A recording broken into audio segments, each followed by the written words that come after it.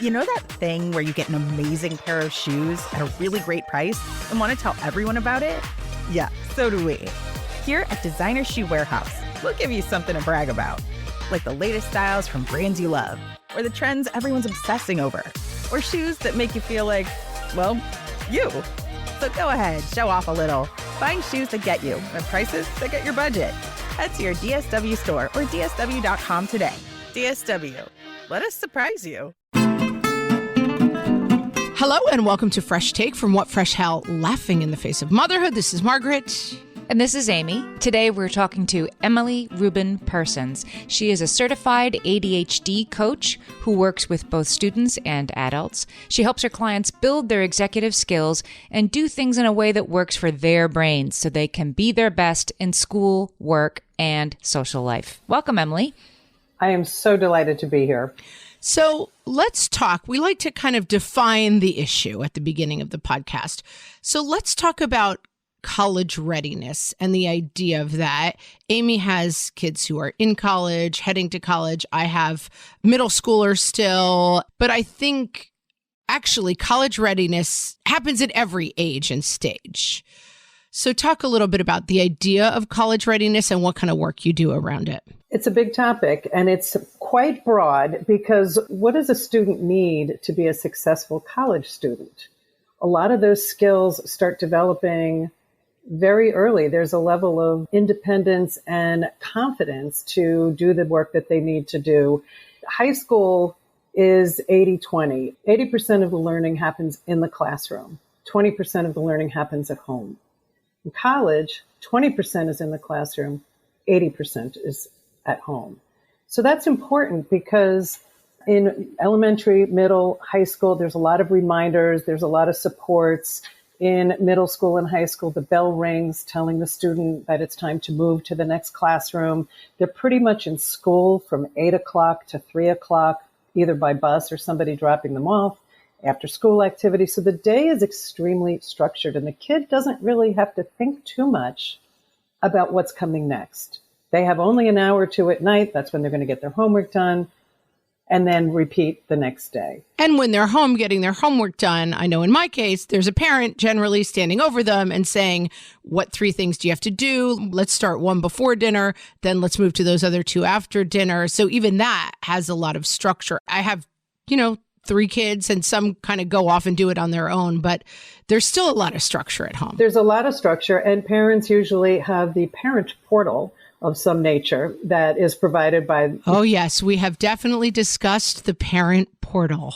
The parent portal. So you know exactly what's going on. So that's another thing because in college, parents don't have access to their students' portal. You get access to their financial bills and that's pretty much it.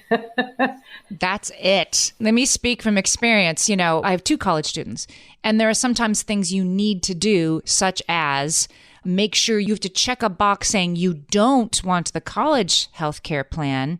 And if you don't say you don't, they'll charge you $4,000. However, the repeated notices about that only go to your kid's email address. And then I'm like, you need to forward me that email. And then you need to be there when the 2-factor authentication goes to their email, or else you're paying $4,000 for healthcare. I think they overcorrect. It's ridiculous. It's like, if you don't tell us you don't want to spend $4,000, your parents $4,000, it's a little preposterous that only goes to the kid, but that's how it is. And some of that's unavoidable. There's some open manholes in your path, no matter what, I think, once this transition happens. That's exactly right. And many kids, we make all the decisions. The parents typically make all the decisions from the time our kids are born until, for some, until they're in their 30s. So how do you help your kid start to develop those adulting skills? And I love a lot of metaphors. I mean, what's the long-term goal? You want your kid to be able to drive. It is a beautiful thing when your teen all of a sudden is able to drive and they can drive themselves to those activities and you don't have to do that anymore. Well, you don't just learn to drive by looking at a book and winging it. You have a lot of practice. There's a lot of practice. Well, adulting requires a lot of practice. And when we are constantly helping our teens, helping our tweens manage their school portal, talking to the teachers 4-hour teens, not going to the 504 IEP meeting if your kid has a diagnosis of some kind. If we're doing for them, they're not building those decision-making skills. It takes a lot to learn to drive. Red lights, people crossing streets, somebody's not using their blinker. And there's a lot of practice involved in that. I have 3 kids who now drive and white knuckles for a while. Well, it's the same thing. If you're going to send your kid off to any type of school after high school, would you put that $20,000 to $80,000 investment on someone who hasn't practiced those skills? And a lot of those skills come down to a term that we use a lot on the podcast, which is executive functioning. So let's imagine someone's hearing that term for the first time. And this is a term, obviously, you work in ADHD, kids on the spectrum. Certain kids struggle more with executive function, but all kids need to have executive function to get through the day and eventually fly the nest. So tell us what executive functioning skills are. So there's a number of them, and a lot of experts, you could see sometimes the list is as small as 6 and sometimes it's as many as 12. But working memory, you have to be able to remember the things you need to remember. Planning, that's a big one. How you plan and prioritize. When you have, and I just was with a client yesterday, she gets overwhelmed by the amount of things that she needs to get done in a day and often will just not do anything. I am that client. I mean, I'm not your client, but I definitely have had that experience. I often say to my husband, I'm just sitting really still because I have too much to do. I have too much to do and I don't know what to do first. And that's a really big skill. And just to interject for a parent, if they're thinking, well, how can I help my kid do that? Think about how you run your Saturdays when you've got a long list of errands to run. Talk that out loud like you used to do when your kid was 2. First, we're going to do this and then we're going to do that, because that shows them how you're thinking and how you're planning through the prioritizing of things. And often you look at the calendar. What's the due date? The executive skills of time management. Time management is confusing because sometimes a person's management of time is impacted by their lack of organization. If you are not very organized and you're constantly looking for your things, you're going to run late. I can't find my shoes. I can't find my keys. I can't find my homework. I forgot what the directions were. I didn't write them down in the right place. You're disorganized. I don't have the invitation, right? I don't know where the party is because I don't know where I put that. So your time management can be impacted by your lack of organization skills. Emotional regulation is a big one. When you make a mistake, when a person makes a mistake and they get flooded with emotion, the amygdala kicks in and the executive skills stop. You're upset. You raised your hand in class and you answered incorrectly. Now you're embarrassed. So your executive skills kind of shut down. You're in this fight, flight, and freeze mode. So being able to control your emotions. And as a college student, you're in a new environment. There's a lot of stress and anxiety of making a new friend. I just read something the other day with some of the skills that a student needs in college. Small talk. We've got kids who only talk via text. But when you're in a college classroom, and I just had this meeting with a different student yesterday, who do you know in class that you could study with? Because a lot of students like to study with a buddy. And so you need to be able to have a little skill of small talk so that you could reach out to a classmate and say, hey, let's look this over together. Yeah. Can I ask a clarifying question about executive function? So executive function is something in kids with ADHD, it is something they struggle with more, these areas of executive function. Some kids don't struggle that much with this. They seem more able to organize and plan ahead. Is this something that every brain has to learn and ADHD kids are behind or really need scaffolding this way? Or is this something that some kids are born with it and some kids might never learn it without the coaching? The operative word is skills, executive functioning skills. When our kids are in 7th grade or 6th grade, I forget exactly what year it is, they receive a planner. Who's an expert at using a planner when they're 12? They're developing those skills. So even your most neurotypical, on-the-ball kid has to learn some method of keeping track of what they need to do and when they're going to do it. Some kids do it faster than others. Typically, the ADHD kid is about 30% delay in their executive skill development. But as is it someone with dyscalculia or dysgraphia or trauma, kids who have dealt with trauma or anxiety, all of these things impact your executive functioning skills. And no two kids are the same, regardless of whether they have a diagnosis or not. One kid might be extremely organized and neat and tidy, so they don't fit the profile. So even your most neurotypical might have weak executive skills in certain areas because they just simply haven't developed yet, or they haven't had to. In my school district where my kids are, we used Schoology. Some used Blackboard or Canva or Canvas, I forget, or Google Classroom. And so in high school, so many of my clients would say, well, I don't need to write any of the homework down because it's already in the portal calendar.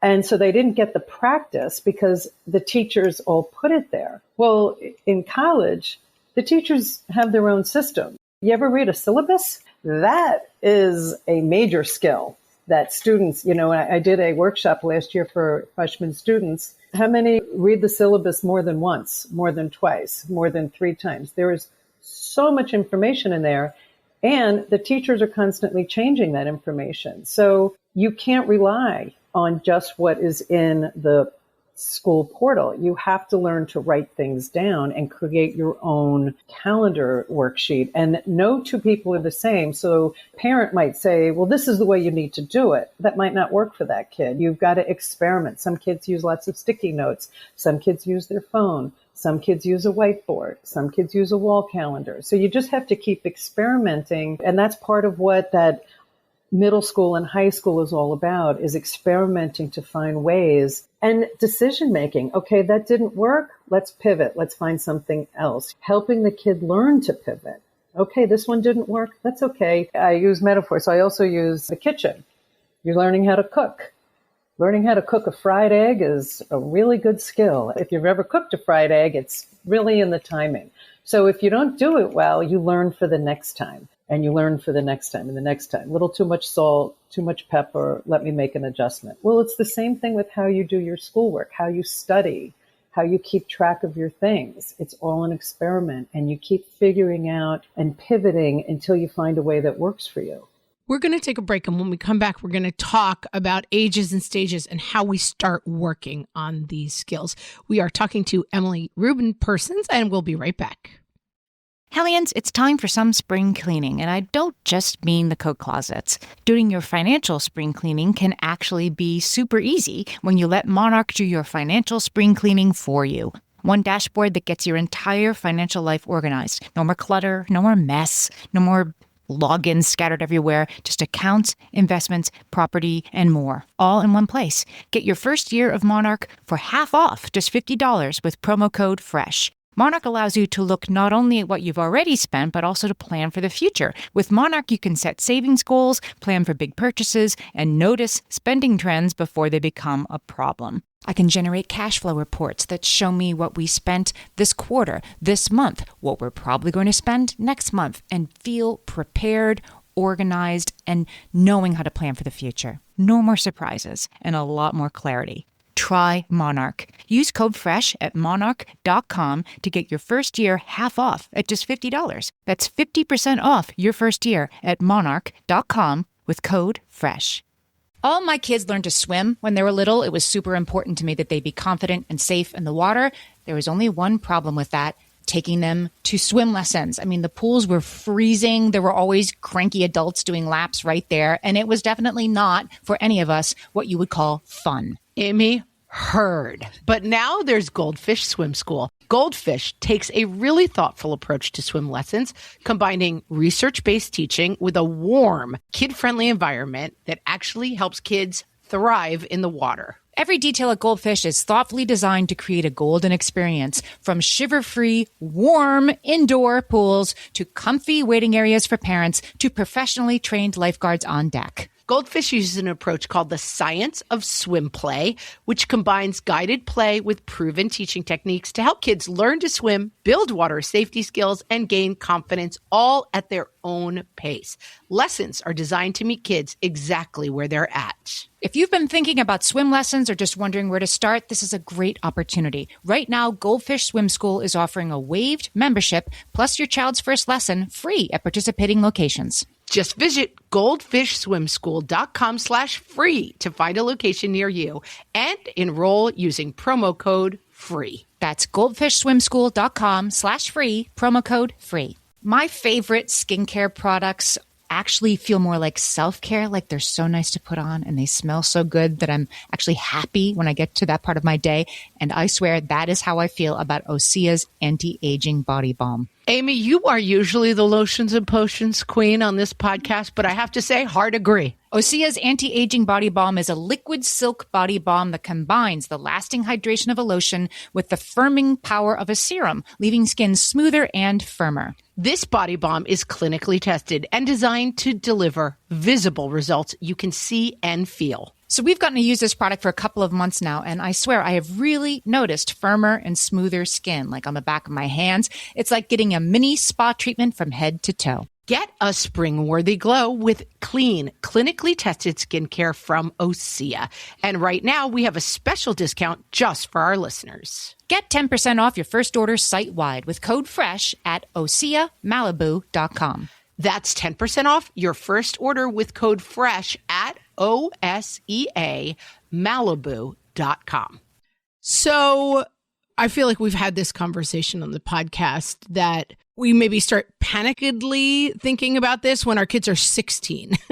And that in fact, these are the kind of skills.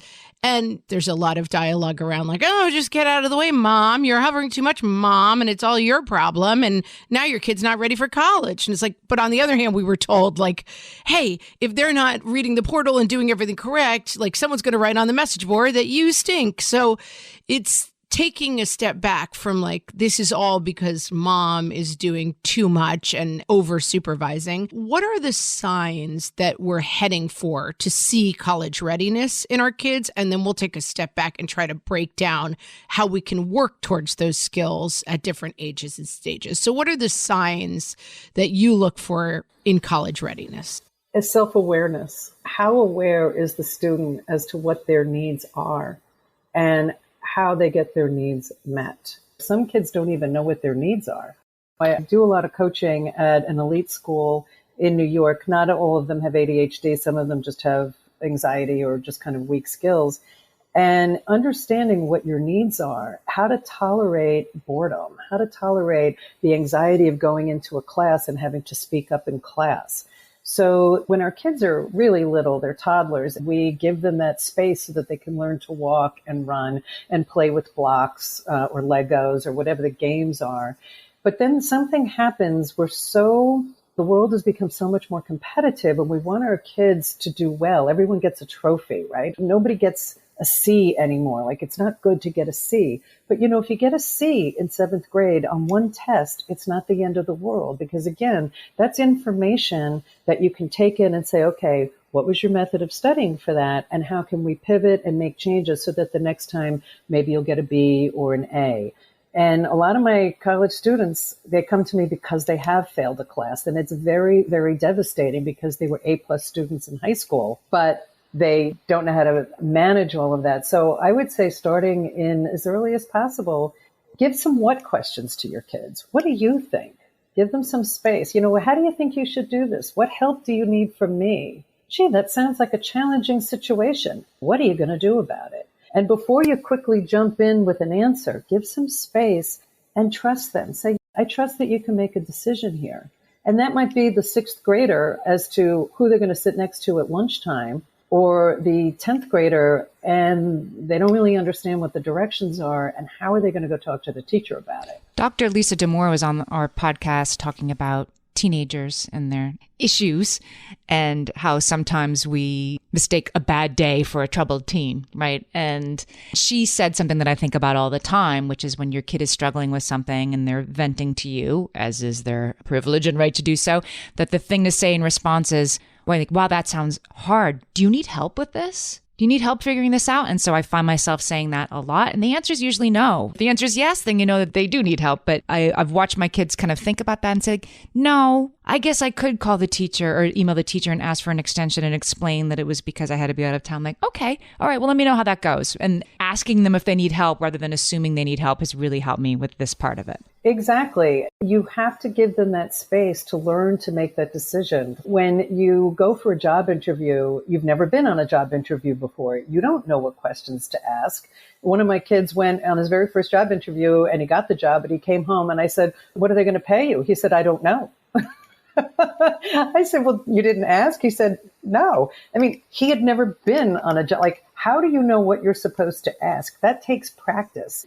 So for a college student, they need to talk to their professors. It's really important to build that relationship with your professors.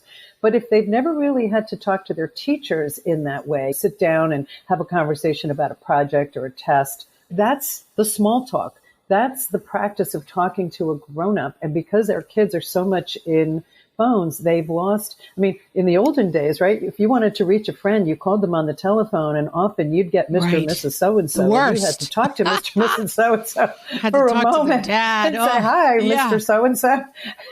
So it's an ongoing process. And for folks, for parents, building that self-awareness and accepting as well. Oh, you're terrible at memorizing things? Okay, let's figure out a way to get around that. And what's also challenging that I see is if your kid has an allergy, a food allergy or diabetes, you tell your kid, they know how to deal with it. Well, there's a lot of kids with ADHD, dyslexia, whatever, and parents don't really give all of that information to their kid. So we're empowered when we have the information that belongs to us. If I have ADHD, I need to know so that I can understand. And I met with a student yesterday for the first time, and she's newly diagnosed. And the frustration of all her years of struggling, of being told she was lazy.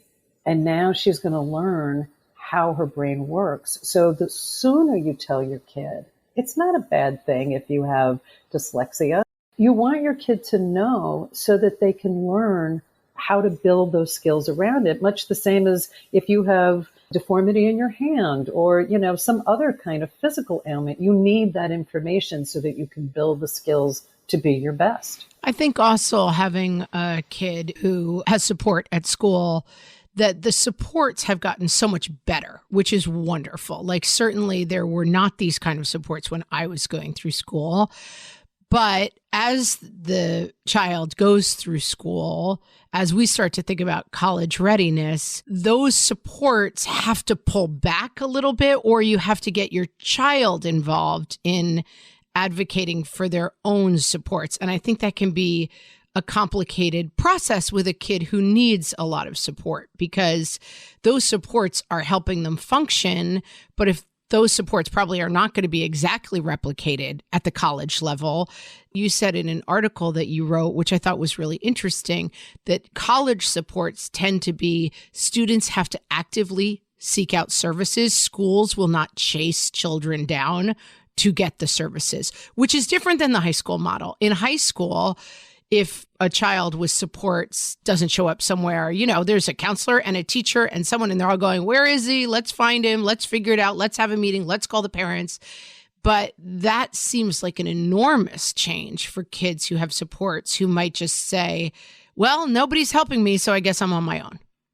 That is exactly right. To find the services, first of all, a lot of disability services departments within the university are very difficult to find on the website. You have to really be a website detective to locate them. Often it's best to just Google it or put it in the search bar.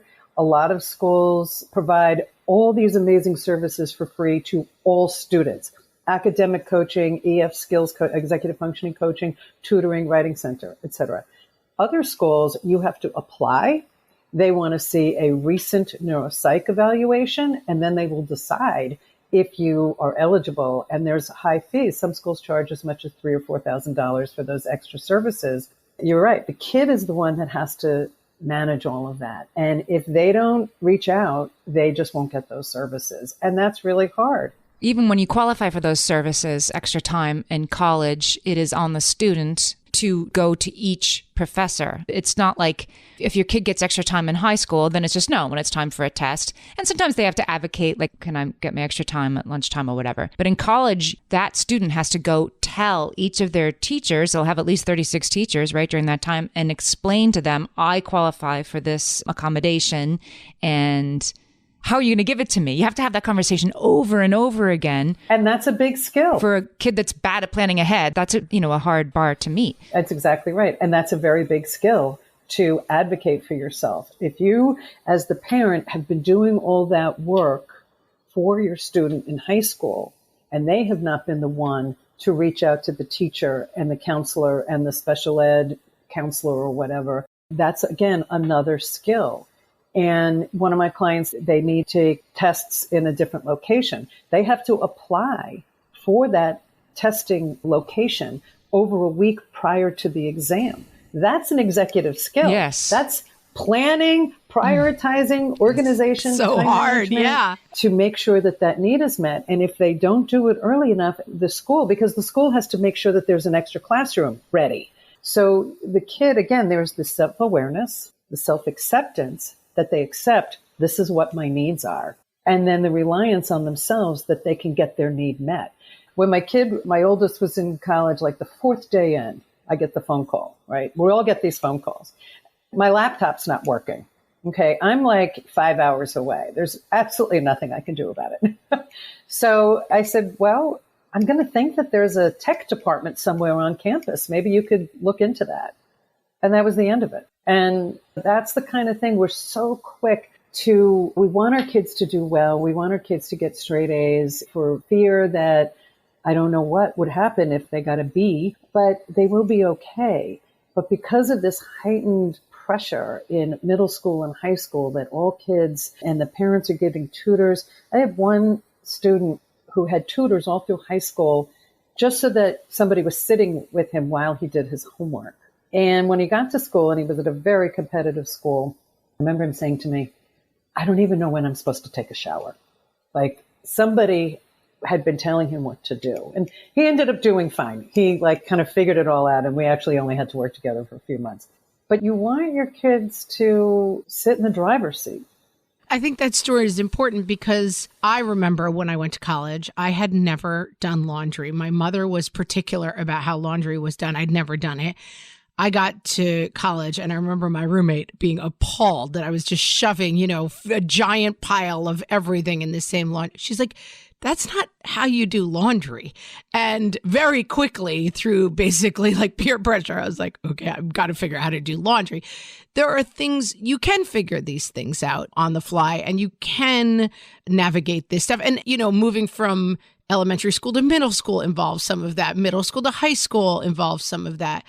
But I think the key is, yes, you're not going to prepare for everything, but starting those preparations. And one of the things you suggested was really interesting to me, and I think about it, and I think it would be effective for my kids, is starting to use peer-to-peer tutoring in high school, starting to figure out how to get help from peers at the middle and high school level. So talk a little bit about that, because that was kind of a light bulb thing for me, because I think it works on small talk, peer interaction, advocating for yourself, and you're not just going to an authority figure who's going to kind of fix it for you. Well, it kind of goes along the lines of that study, but a lot of people draw positive energy from another person, whether they're working together on the same subject or just sitting in the same room. Let's go to the library together. You're going to work on physics. I'm going to work on math. So just even sitting with the person can be helpful. But in most high schools, I think it's a requirement of honor society students that they tutor other students. And for some students that have a diagnosis of some kind, they feel shame about that. And so they feel embarrassed to ask for help. Oh, I shouldn't want to ask for help. That makes me look deficient. And for the college students that I work with at some of these schools who don't have a diagnosis, they all use the services. Why wouldn't I use the Writing Center? It's there for me. But the ones that have a diagnosis feel shame. So the earlier we can, and that's why I think it's important for parents to help their kids understand there's no shame in anything. It is who you are. We all have something, and the sooner you understand, I actually need to sit with somebody while I do my schoolwork. Embrace that, normalize it, because the sooner you give them that small talk skill of asking a friend, hey, what was on that homework assignment again? I mean, we've all been there. It's like, I don't know what the homework is. I don't understand it. Well, could you talk to a classmate? No way. I'm not going to talk to a classmate. But why not? And the teachers, I think, could help on this too a little bit if they kind of normalized it in the classroom and maybe said, okay, how about there's like 2 or 3 of you that just become your homework buddies. And if you don't understand something, you can reach out in this way. But to help your kid realize it's not a negative to ask for help. It's actually a sign of maturity because you're raising your hand and you're saying, you know what? I don't get it.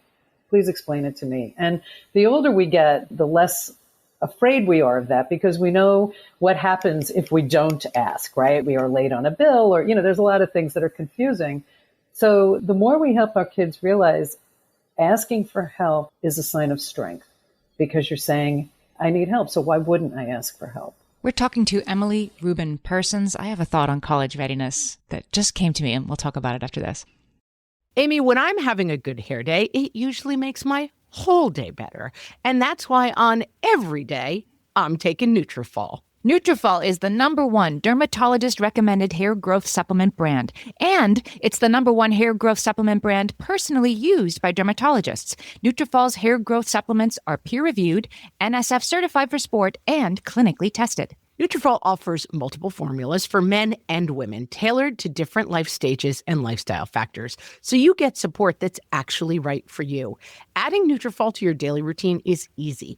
Order online, no prescription needed, with automated deliveries and free shipping to keep you on track. Let your hair be one less thing to worry about. See visibly thicker, stronger, faster-growing hair in 3 to 6 months with Nutrafol. For a limited time, Nutrafol is offering our listeners $10 off your first month subscription and free shipping when you visit Nutrafol.com and enter promo code LAUGHING. That's Nutrafol.com, spelled Nutrafol.com, promo code LAUGHING. Amy, let me tell you about a magical place that is so exactly designed to be enclosed space, year-round fun for the whole family that I bet you already know what I'm going to say before I even say the name. Let's say it together on 3. 1, 2, 3.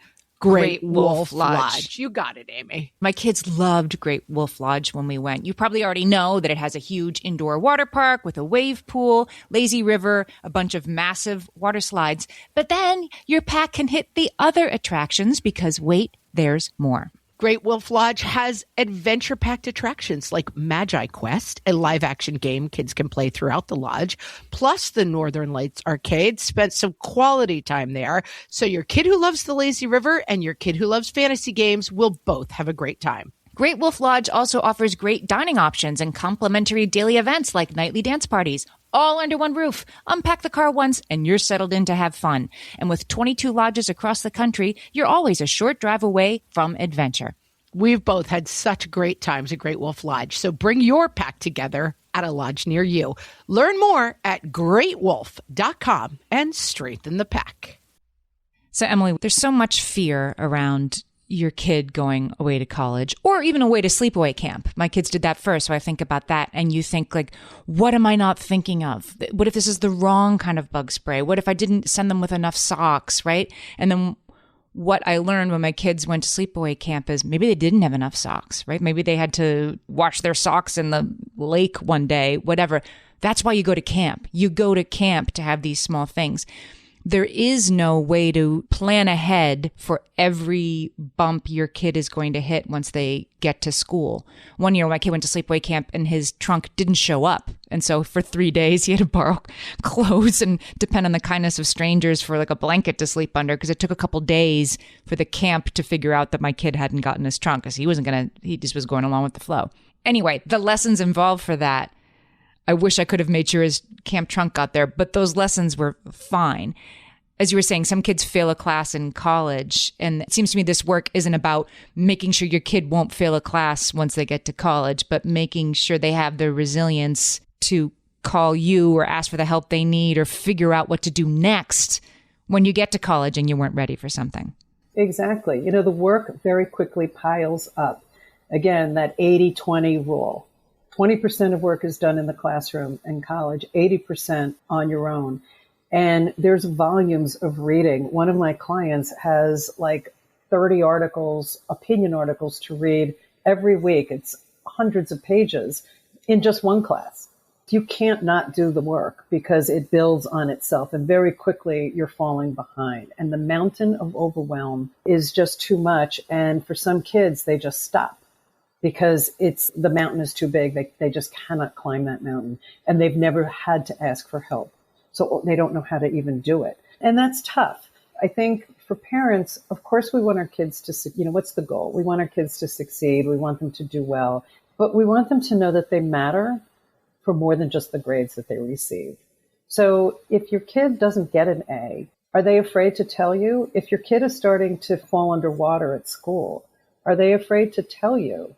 You want them to come to you because we've all failed. We haven't gotten to this point without failing at things. Failing is part of learning. I failed a class in college.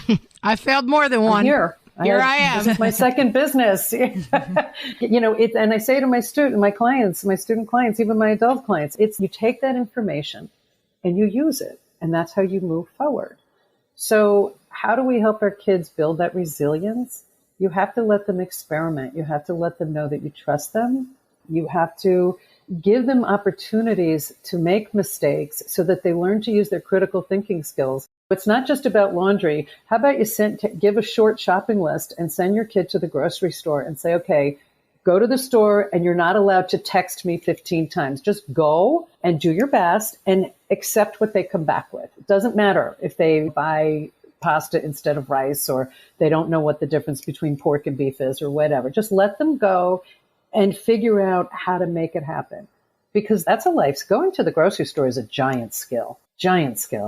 This weekend at a restaurant that had like a bar. I don't want to say I was hanging out at a bar with my kids, but we were at a restaurant bar having a little event. And my daughter came up to me and said, will you go order me something from the bartender? And I said, no, you can, she's 12. I said, you can go up. She's like, no, I could never talk to a bartender. And I mean, not that I'm advocating for ordering drinks at a bar is a good life skill for a 12-year-old. But the idea of you are old enough to go figure this interaction out. You're allowed to be here. They have lemonade. You will ask the guy and he will give it to you. It's not that complicated. But my first instinct, of course, was to be like, okay, let me stop the conversation that I'm enjoying and go over and get this for you. And I think we try to talk a lot on the podcast of like, it's not, oh, you're a horrible, snowplow parent, helicoptering everything. But a lot of times we just miss the easy opportunities to do this. Right. Margaret, you just hit such an important topic here. So you can help your kid develop their skills from the earliest of ages. When you go to the doctor and they're 5 years old, who tells the doctor how the kid is feeling? Okay. Let the kid talk. If they don't say everything completely, mom or parent or caregiver can fill in later. But let the kid tell the doctor how they're feeling, what hurts, what doesn't hurt, or whatever. When they go to the hairdresser, let the kid tell the hairdresser what they want. At the store, or like you said, at the restaurant, have your kid learn how to say, hello, Mr. Shopkeeper, can you tell me where the whatever is? Help them build those skills. And that starts as soon as you're in a store together, because you're right. I'm having a conversation. We're at grandma's house. You can ask Uncle Bob for a cup of soda or milk or whatever, so helping your kids from a very early age learn to get their needs met, not just through the parent, but on their own, and build that talking skill. So it's like tolerating discomfort, small talk, and like doing that thing you don't really want to do and adulting in these tiny ways. That's how you prepare somebody for college, not make sure they have the right planner. I mean, maybe also make sure they have the right planner. I sent my kid to school with a planner and it was not used. However, they did manage to do their homework somehow. It's very invisible to you once they leave the house. But if you've taught them to tolerate discomfort and to reach out for help, that's better than how to separate your darks from whites. You can figure that out on the fly. Exactly. And that's kind of the concept of the snowplow parent or the lawnmower parent. We want to smooth everything so that life is easy for our kids, so that they're not stumbling, so that they're not feeling discomfort. But you need a little discomfort. Again, is your self-awareness. What is going to trigger me? None of us went out of the house without our diaper bag when our kids were infants. We had whatever it was our kid needed. Well, I've said to some of my clients, even adults, what's in your diaper bag, right? We all have things we need with us at different times, whether we're 5 years old or, look at a kid's backpack. They've got all kinds of things on there that they need to make them feel comfortable, whether it's fidget toys or little funny things. And even as adults, I'm sure you always have things with you. I always have a water bottle. It's like no matter if I'm going 5 minutes out of my house, I always bring my water bottle with me. It's ridiculous. We weren't thirsty 30 years ago, but today we're very thirsty. No, it's so weird. I can attest to that. I want to go back. I think there's an interesting issue about reading in college. There was recently an article in The Atlantic that I'm sure you saw called The Elite College Students Who Can't Read Books, talking about, it was this big kind of revelation. And I think it also makes sense to talk to our kids. I mean, I looked at that and I thought, my kids read books in high school, kind of chapter by chapter with guidance from the teacher. And I have one kid who loves to read, but I have a kid who probably won't have read a book independently by the time they go to college, because they're doing a lot of this, read this chapter, then we'll discuss it tomorrow. And then suddenly you get to college and it's like, read these 4 books by Tuesday and without any guidance. So is it helpful then to start talking about those expectations, to start saying like in the summer, we're going to read full books? And I mean, it seems to me that we're not the only ones talking about the fact that high school and college seem to have gotten very different, and we're not really helping people bridge that gap. Yeah, no, I agree. And some of it is just even the syllabus. The student doesn't know how to read the syllabus, and every professor has a different style. So it's not like it's the same template at the University of Chicago. All professors have the same template. It's very, very different. So the kid has to learn that discomfort of like, okay, I need to read the syllabus to figure out what's in there. And then, one of my clients that has this giant list of reading, in each day there's the list of reading, and the reading list is on the side in a different portal. It's not in alphabetical order, and it's not in order of the classes. So it's not like October 10th's reading are all grouped together. It's this random list. So this kid has got to search like 300 articles for the ones that he has to read. That's very uncomfortable. That takes a lot of persistence. That takes task initiation. Task avoidance can come in there. So it's a lot of that, like, this is what I'm responsible for. How am I going to get through it? So for some of this, and there was another article and I don't know if it was the same article, Margaret, or another one that I just read about the reading. There's also learning how to read, like kind of how to speed read, because you're not necessarily expected to read every single word. There's a way that you can get through volumes of reading faster. Now with AI, actually one of my students, as an extra addition to her reading, she's found an app where she takes her reading and loads it into this, and it turns it into a conversation. It's like a podcast. It is amazing. It's like a 8-page or 15, I tried it. It's like 15-page PDF, turned it into a conversation with 2 people that lasted about 8 minutes, and it pulled out all the information. And that was brilliant. It's not replacing the reading, but it's providing another method of using her senses from reading and then listening. So it's being creative. It's getting curious. When something is hard, you have to stop and say, well, how can I make this easier? And that's bringing in the skill for the kid, even as early as 4th grade. If this homework is hard, what can we do to make this easier? Let's have a conversation about this. I had a college boyfriend who, I never forgot this. He said that he thought the most important thing that you learned in college was how to do well in college. And I've thought about that ever since, that really this stuff you do learn. You learn to drive by driving, not by reading about driving, not by your parents getting you ready to drive, by driving. And you're with them in the front seat so they don't crash into a tree. But you do, they're going to jam the brakes a little bit first. And my kids' college launches were not without bumps, but they're not supposed to be, right? That's why they went, to figure this stuff out. And so it's okay if you don't get this all perfectly right before they go. Exactly. It's all trial and error, experimenting, pivoting, so that if something isn't going the way you want it to. And the thing is, there's this kind of trend now where a lot of young adults, they wanted their experiences to only be happy. Like everything has to be perfect. And that's really hard because nothing is 100% perfect and happy. And sometimes it's that challenge of something hard that brings the happiness later. Something even as simple as gardening. It's hard to be in your yard and digging and planting and all of that hard work. You get very dirty and your back hurts. But then there's joy and happiness when you see the results of these beautiful flowers or vegetables that grow. Well, the same thing with college or schoolwork or friends. When it's hard, think about anybody who's in sports or an actor or a singer, or it's hard pushing into it and you're trying and then you do it. And there's that, wow, I did it.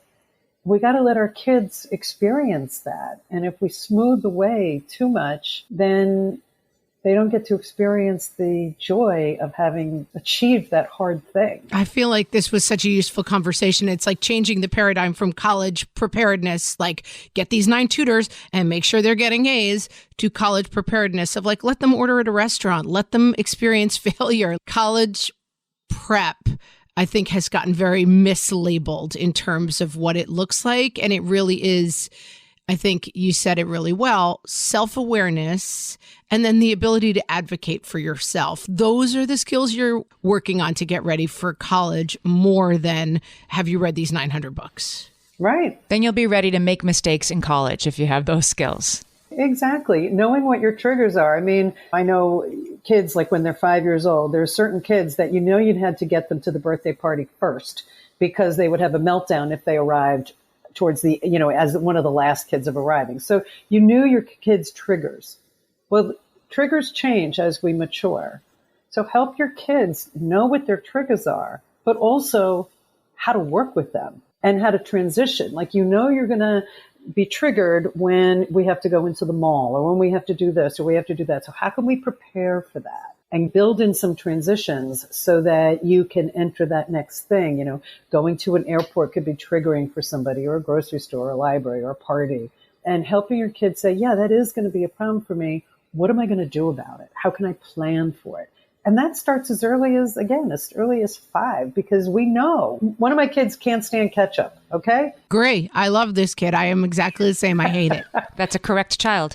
So in preschool, he did not sit at the table with his friends on the days that there was ketchup, because ketchup was yucky for him. And he was okay with that. He knew that about himself and he owned it. Let's help our kids own what they need at the earliest of ages. We've been talking to Emily Rubin Persons. Emily, this was such a helpful conversation. I am sure many listeners will want to find out more about you and your work. So where can they go find that? Skip Coaching. My business name is Skip Coaching. Skip means to move forward in leaps and bounds. And that's what I do with my clients, is I help them move forward. So skipcoaching.com. If you need help with coaching or how to advocate with the schools, whatever, I'm always open for a conversation. Fantastic. We will link to there. Emily, thank you so much. This was a great conversation. Thank you very much for having me. Thanks, Emily.